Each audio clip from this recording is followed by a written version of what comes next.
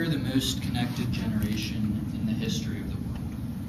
It takes milliseconds for us to contact somebody in another state. And generally, we prefer to do that than talking to the person in the room next to us.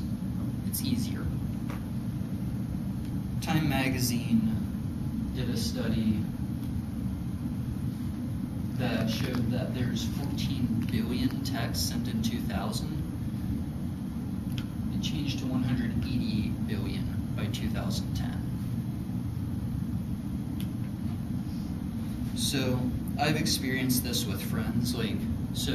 Two of my best friends from church, they're twins. They lived outside of Harrisonburg for a while, and they lived by a river.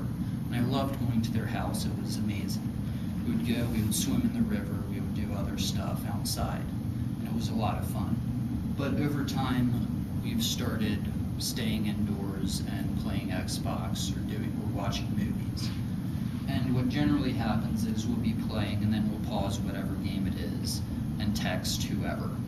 We're not engaged with each other. And this is the difference between channel-rich interaction and channel-lean. Channel-rich, it's multidimensional, it's what we're doing right now. There's feedback, there's nonverbals and stuff like that. Channel-lean means that it's restricted, that there's only one way of communication, and there's just less communication overall, and it's easier to have misunderstanding.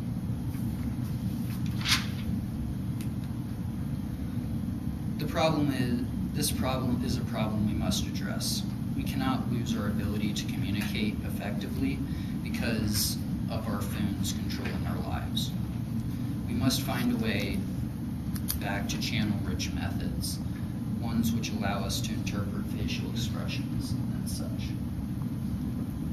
And Sherry Turkle, who is a leading researcher and a professor at MIT, says that we expect more from technology and less from one another, and seem increasingly drawn to technologies which provide the illusion of companionship without the demands of friendship. I find this quote extremely powerful. When we have the illusion of friendship, it creates problems. We're not connecting fully with the people around us.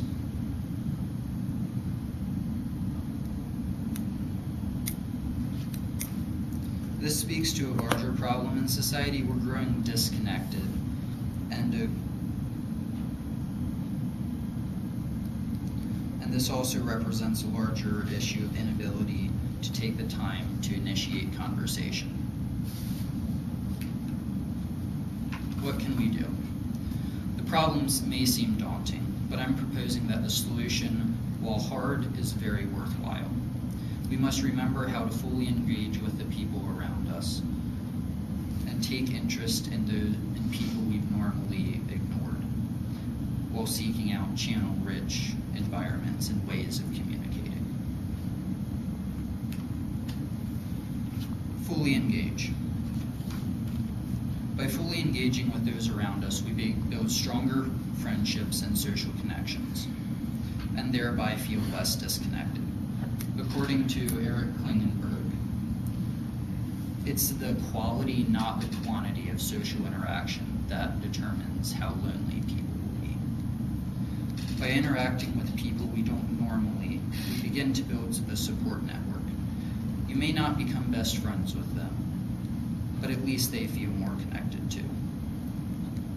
An Atlantic article states that from 1985 to 2004, the number of people in America who said they had no one to talk to increased by 10%, which is astounding.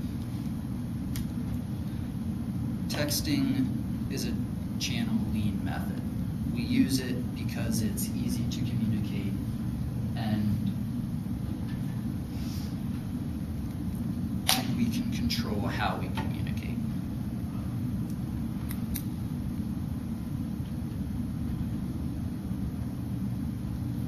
By seeking channel-rich methods, we prevent misunderstanding while developing deeper relationships.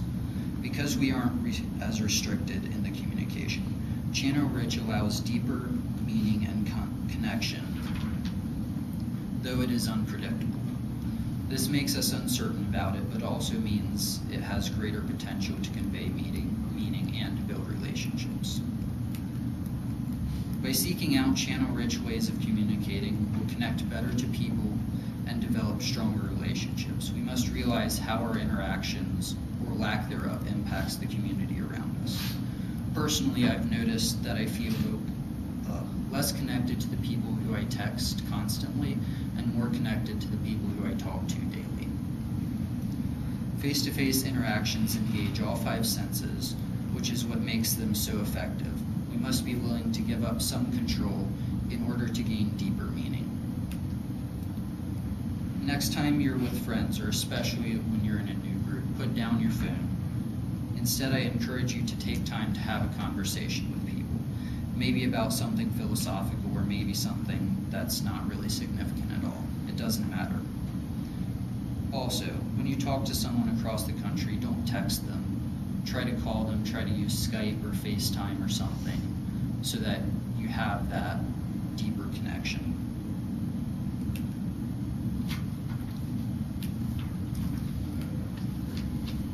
And Carl Jung once said, who was a prominent psychologist, the meeting of 2 personalities is like the contact of 2 chemical substances.